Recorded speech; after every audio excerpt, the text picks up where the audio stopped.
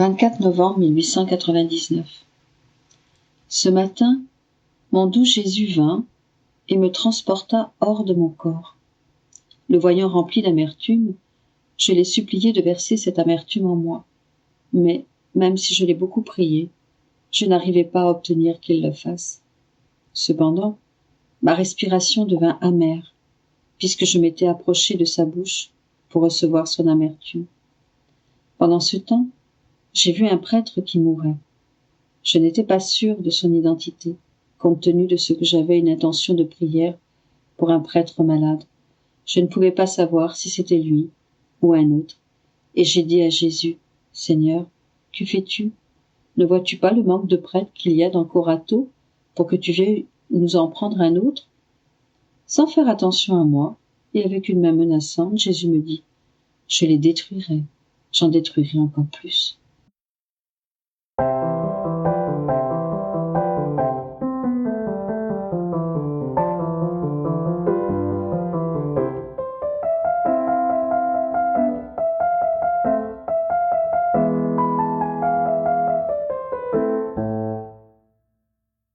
Le 24 novembre 1903. Chaque parole de Jésus est une liaison à la grâce. Me trouvant dans mon état habituel, je vis brièvement Jésus béni dans mon intérieur. Comme s'il avait voulu continuer de dissiper mes doutes, il me dit, « Ma fille, je suis la vérité même. Aucun mensonge ne peut sortir de moi. Au plus, il peut s'agir de choses que l'homme ne comprend pas. L'âme doit réagir à mes paroles en les mettant en pratique. En fait, chacune de mes paroles est une liaison à la grâce qui sort de moi et qui donne à la créature comme un cadeau. Si elle répond, elle joint cette liaison aux autres qu'elle a déjà acquises. Si elle ne le fait pas, elle la retourne à son créateur. En fait, je parle seulement quand je vois que la créature a la capacité de recevoir mes cadeaux. En me répondant, elle acquiert non seulement beaucoup de liaisons à la grâce, mais aussi beaucoup de liaisons à la sagesse divine. De plus, elle me dispose à lui donner encore plus de cadeaux. Mais si je vois que mes cadeaux sont retournés, je me retire et me tiens silencieux. «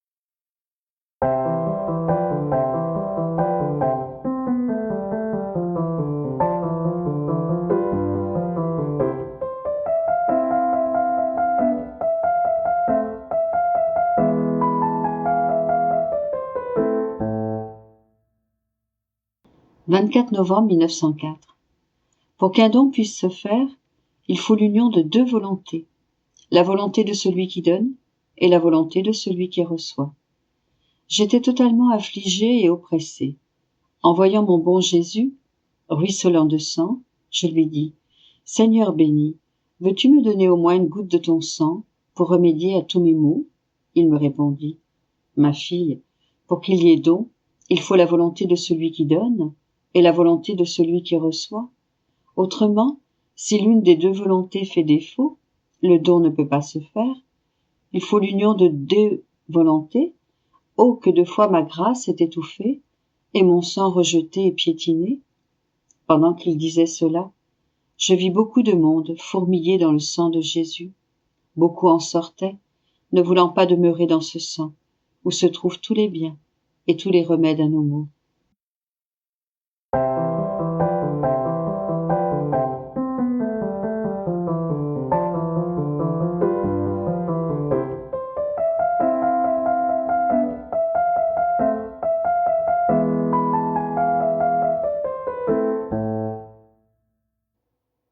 24 novembre 1922.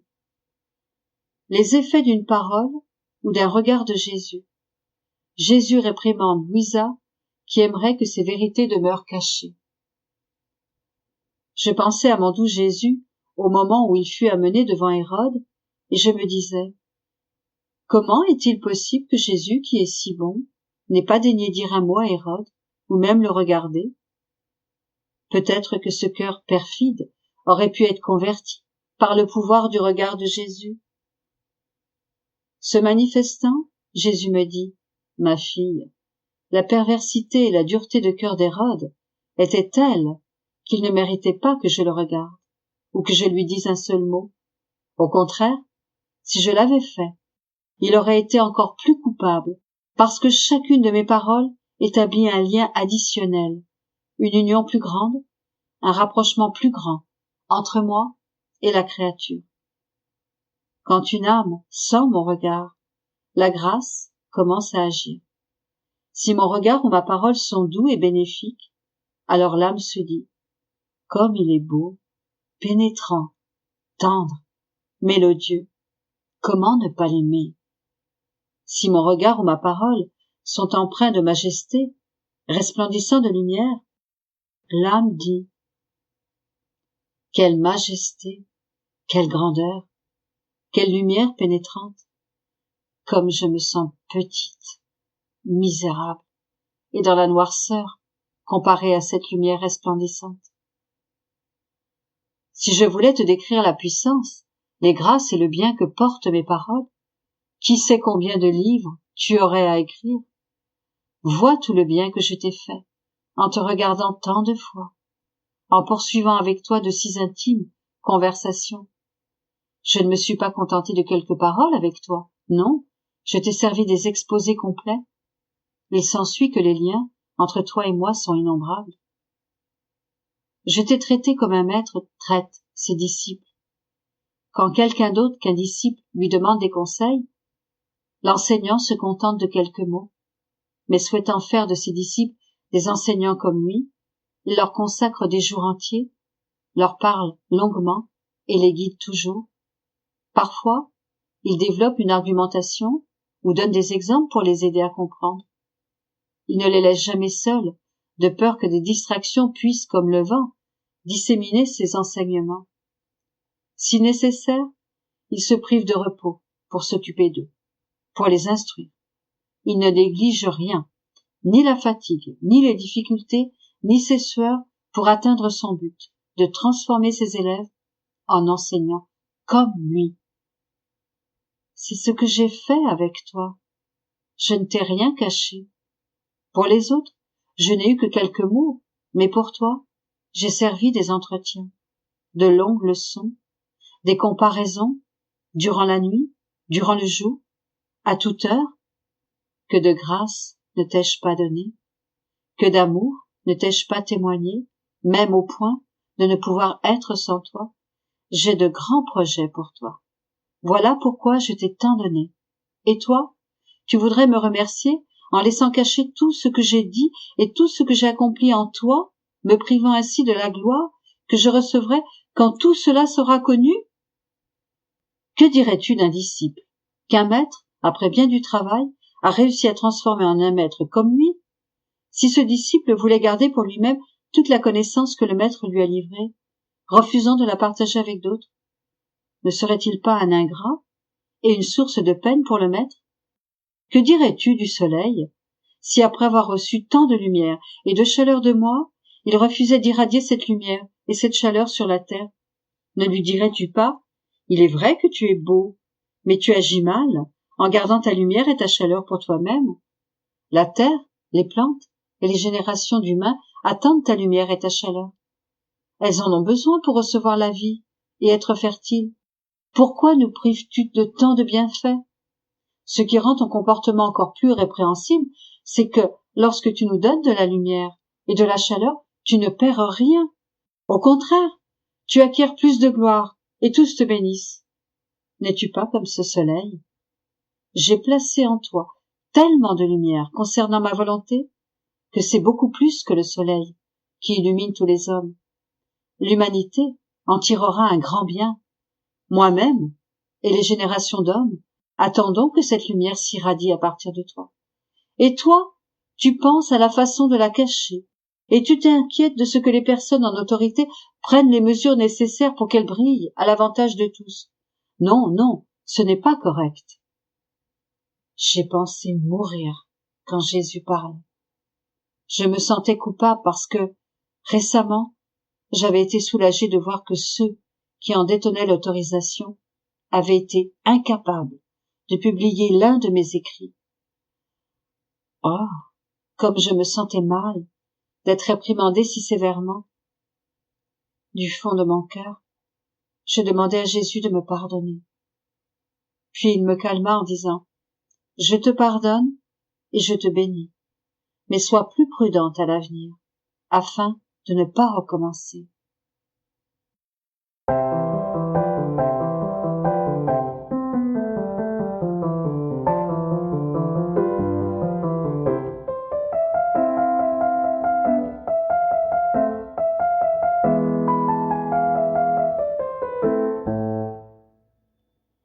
« 24 novembre 1923.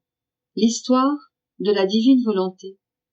Comment dans l'œuvre de la rédemption, la très sainte Vierge se fit solidaire de tous les actes de la divine volonté et prépara la nourriture pour ses enfants. C'est pourquoi elle est la mère et la reine de la divine volonté. Louisa doit faire la même chose en ce qui concerne le « que ta volonté soit faite, sur la terre comme au ciel ». Je faisais l'heure de la Passion, dans laquelle la mère attristée reçut son fils mort dans ses bras et le déposa dans le sépulcre. Et je disais à Marie, « Douce maman, aux côtés de Jésus, je dépose dans tes bras toutes les âmes, afin que tu les reconnaisses toutes comme tes enfants, les inscrives un à un dans ton cœur et les places dans les plaies de Jésus.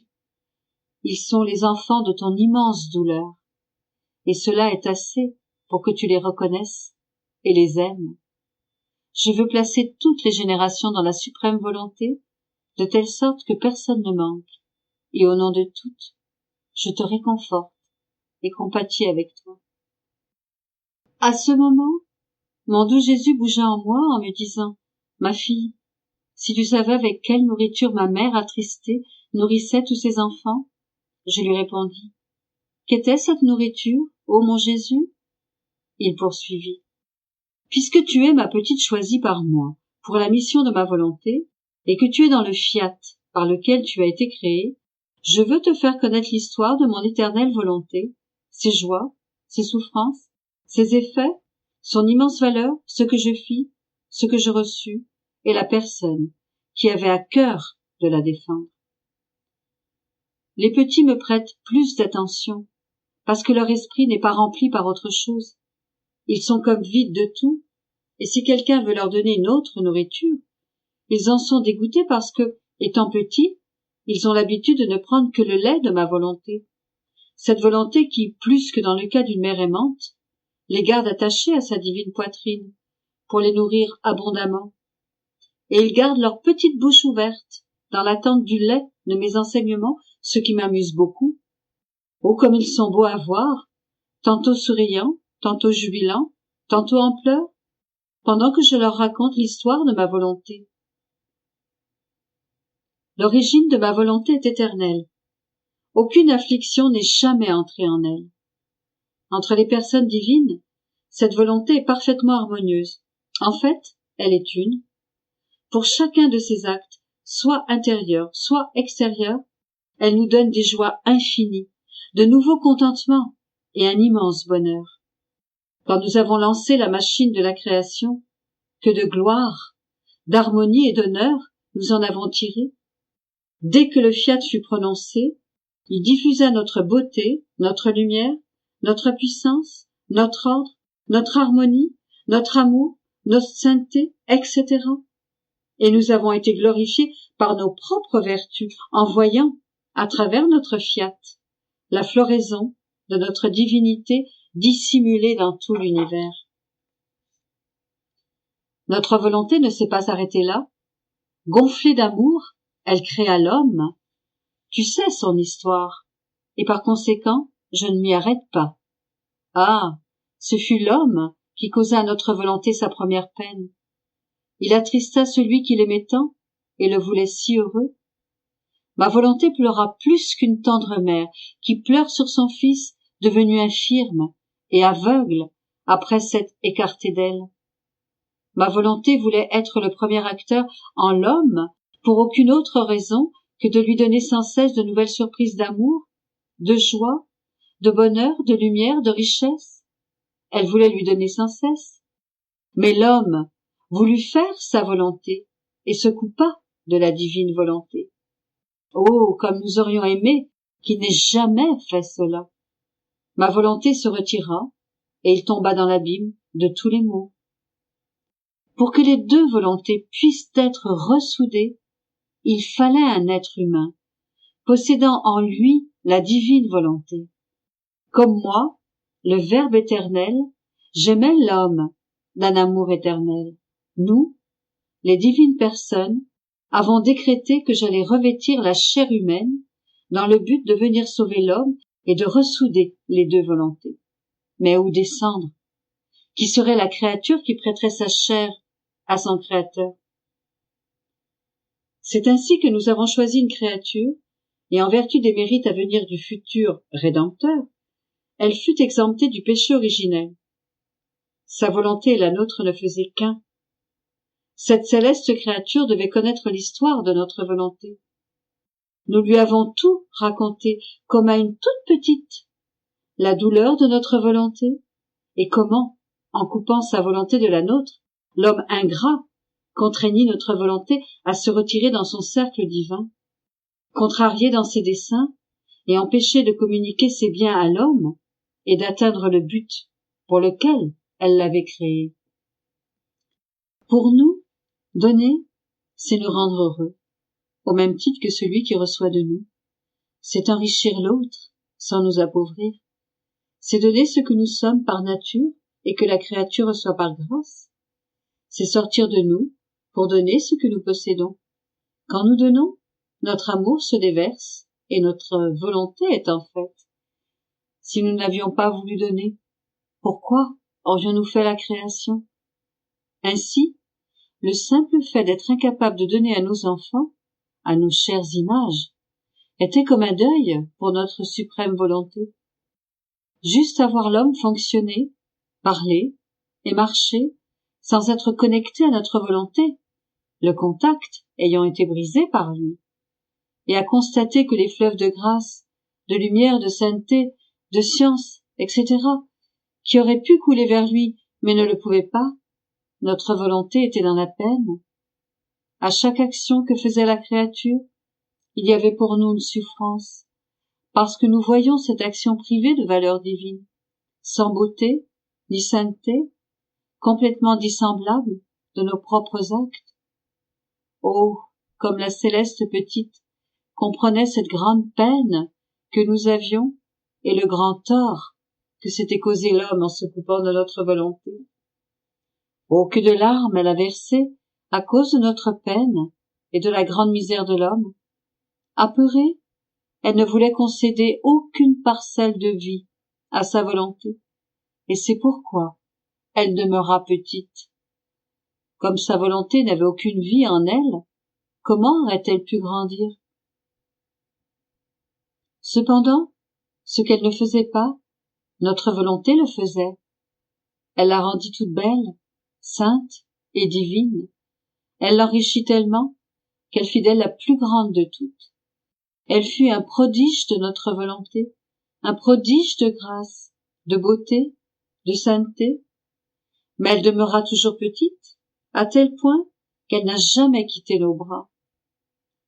Prenant à cœur notre défense, elle réparait tous les actes pénibles vécus par notre volonté suprême. Non seulement était-elle en parfait ordre avec notre volonté, mais elle fit sienne tous les actes des créatures. Absorbant en elle notre volonté rejetée par les hommes, elle faisait réparation et les met en leur nom. Considérant notre volonté comme déposée dans son cœur virginal, elle préparait la nourriture de notre volonté pour toutes les créatures. Vois-tu donc avec quelle nourriture cette mère très aimante nourrit ses enfants? Cette nourriture lui coûta durant toute sa vie des souffrances inouïes, même la vie de son fils. Elle forma ainsi en elle un dépôt abondant de cette nourriture de ma volonté pour la garder disponible pour tous ses enfants en tant que mère tendre et aimante. Elle ne pouvait aimer ses enfants plus que cela. En leur donnant cette nourriture, son amour a atteint le degré ultime. Par conséquent, parmi tous ces titres, le plus beau qui pouvait lui être donné fut celui de mère et reine de la divine volonté. Si ma maman fit cela concernant l'œuvre de la rédemption, tu dois faire ainsi concernant le « que ta volonté soit faite ». Ta volonté ne doit avoir aucune vie en toi.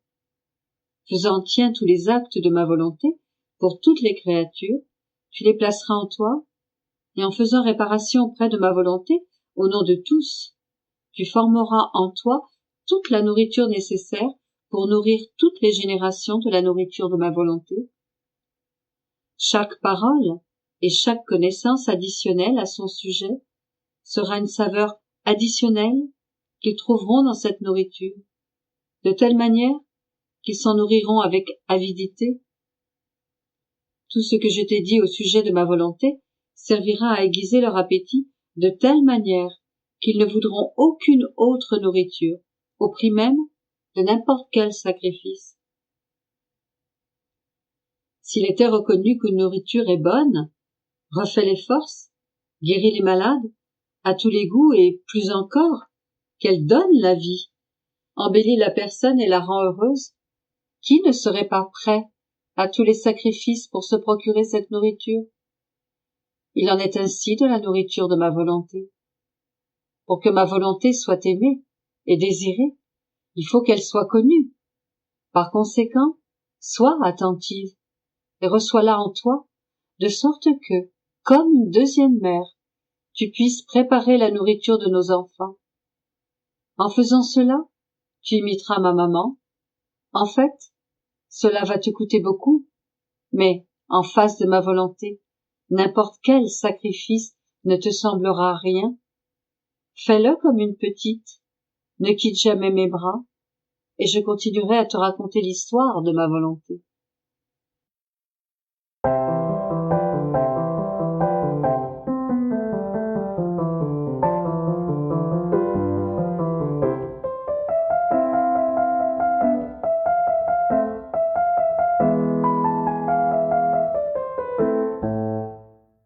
« 24 novembre 1930. Il n'existe pas de lieu où ma divine volonté n'exerce son acte opérant sur les créatures. Les créatures reçoivent les effets de cet acte unique, selon leur disposition. Jésus parle de châtiment. Mon abandon dans la divine volonté continue, mais ma pauvre existence se développe très souvent parmi les amertumes et les privations de mon doux Jésus. Entre-temps, je languis après lui, au point de me sentir moi-même manquer de vie, car il est ma vie, et je ne connais pas d'autre vie, ni d'autre plaisir, sinon Jésus. Alors, s'il vient pour un peu de temps, s'il me fait revivre, il rend amère cette bouffée de vie qu'il m'a donnée, car il ne me parle que des grands châtiments que la divine justice a préparés, et comment les éléments vont se liguer contre l'homme. L'eau, le feu, le vent, les rochers et les montagnes vont se transformer en armes mortelles. De violents tremblements de terre vont faire disparaître des villes et des hommes, et cela dans toutes les nations. Même la nôtre ne sera pas épargnée. Et puis, il y a les révolutions qui existent déjà, celles qui arriveront, et les guerres qui sont sur le point d'éclater. Il semble que le monde entier sera pris dans le filet que les hommes sont eux-mêmes en train de préparer. Mais Jésus dit cela avec beaucoup d'amertume. Et il m'a quitté, sans mes souffrances habituelles, qu'il me communiquait d'ordinaire auparavant. J'étais rempli d'amertume, et continuais mes actes dans le divin vouloir, lorsque mon doux Jésus se fit voir et me dit : « Ma fille, relève-toi, entre dans ma volonté opérante. Elle est immense, mais dans son immensité, il n'est pas de lieu où elle n'exerce des actes spéciaux et distincts envers l'humanité. Bien que ma volonté soit une est son immensité, un sont ses actes, et elle contient dans son immensité l'ordre de tous les effets qui, en tant qu'actes, sortent de l'acte unique pour se répandre sur chaque créature. Chaque créature les reçoit, alors, selon sa propre disposition.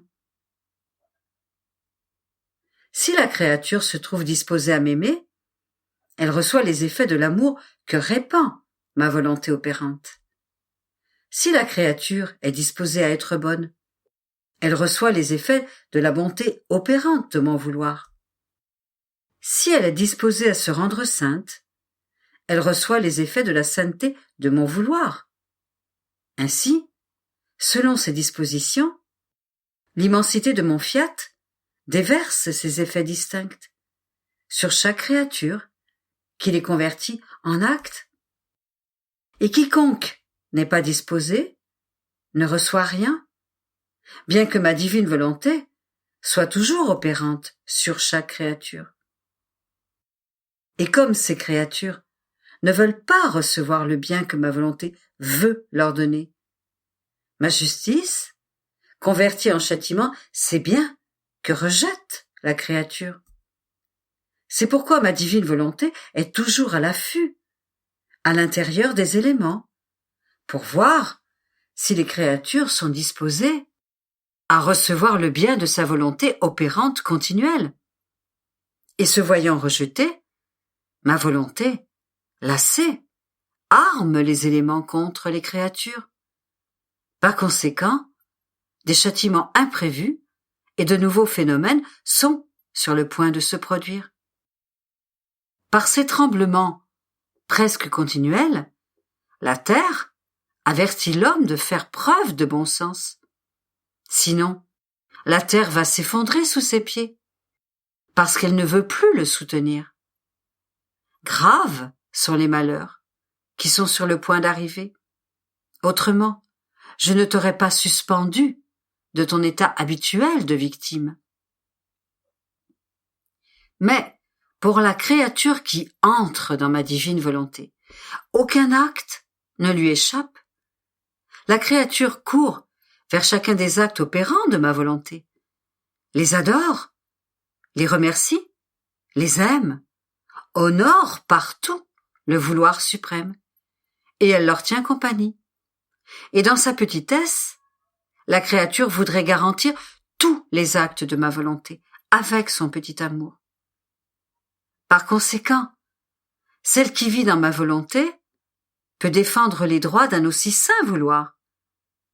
C'est pourquoi je te veux toujours dans ma volonté, que jamais tu ne veuilles en sortir.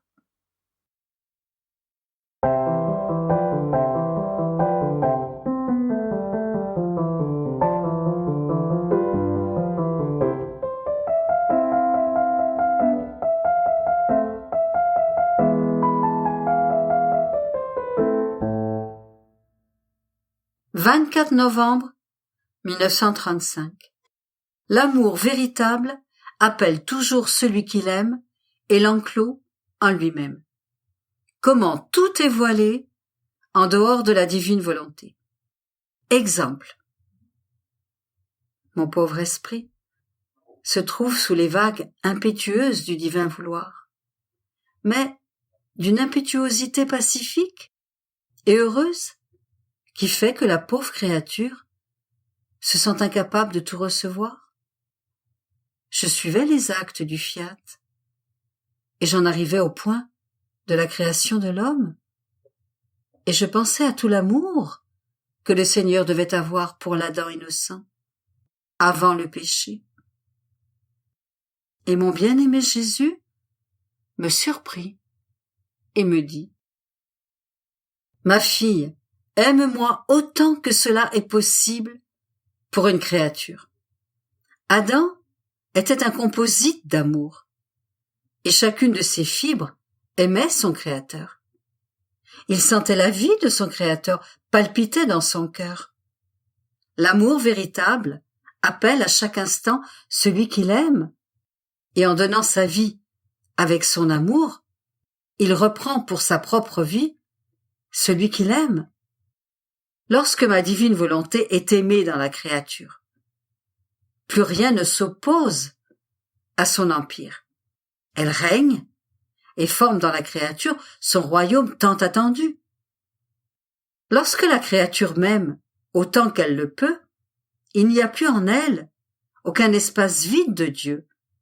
Elle me garde avec son amour au centre de son âme, de sorte que je ne peux ni sortir, ni me libérer d'elle.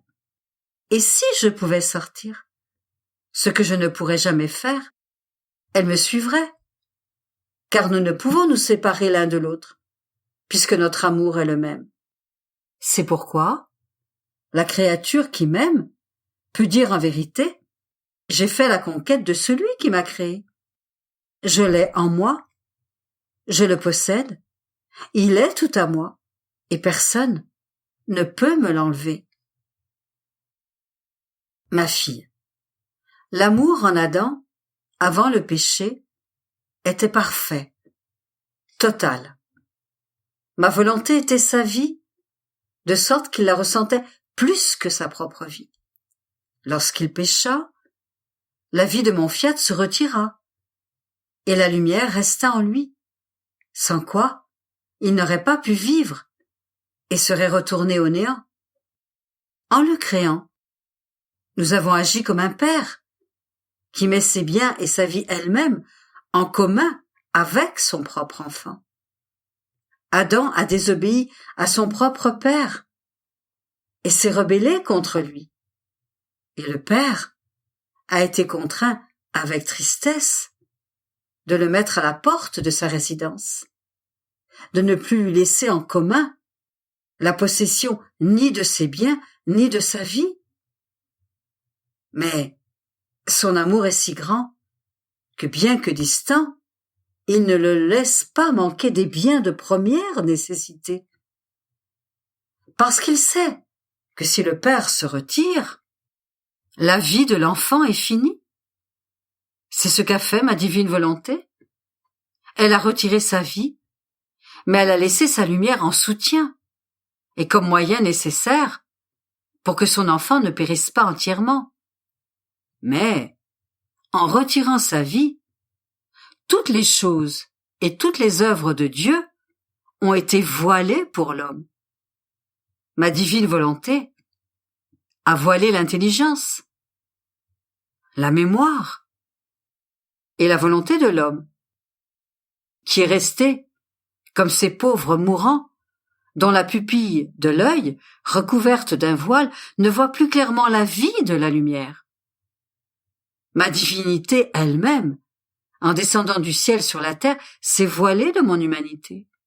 Oh, si les créatures avaient possédé la vie de ma volonté, elles m'auraient immédiatement reconnue, parce que ma volonté aurait révélé qui j'étais, et elles auraient immédiatement connu et aimé ce divin vouloir en moi. Elles seraient venues en foule autour de moi, et n'auraient pas pu se séparer de moi. Reconnaissant, sous l'apparence de leur chair, le Verbe éternel, celui qui les aimait tant, qu'il est venu comme l'un des leurs, et je n'aurais pas eu besoin de me manifester moi-même, car ma volonté, en résidant en elle, m'aurait révélé, et je n'aurais pas été capable de me cacher. Il a fallu au contraire que je dise qui j'étais, et combien ne m'ont pas cru. C'est pourquoi tout demeure voilé pour les créatures en qui ne règne pas ma volonté. Les sacrements eux-mêmes, que mieux qu'une nouvelle création j'ai laissée avec tant d'amour dans mon Église, sont voilés pour elle. Combien de surprises, combien de secrets et de choses merveilleuses la créature dont la pupille est voilée ne peut ni comprendre ni voir, ni goûter, d'autant plus que ce voile est le vouloir humain qui l'empêche de voir ces choses qui sont en elles-mêmes. Mais, en régnant dans les créatures, ma volonté enlèvera ce voile, et tout sera révélé. Les créatures verront alors les caresses que nous leur faisons à travers les choses créées, les baisers, les étreintes amoureuses qui sont en chaque chose créée, et elles sentiront notre ardent battement de cœur qui les aime. Elles verront notre vie couler dans les sacrements pour se donner à elles continuellement, et elles ressentiront le besoin de se donner elles-mêmes à nous. Ce sera le grand prodige que ma divine volonté accomplira. De déchirer tous les voiles, de répandre des grâces inouïes, de prendre possession des âmes, de telle sorte que personne ne pourra lui résister. Et elle aura ainsi son royaume sur la terre. Jésus, hâte-toi d'accomplir ce que tu dis et que tu veux, et ta volonté sera faite sur la terre comme au ciel.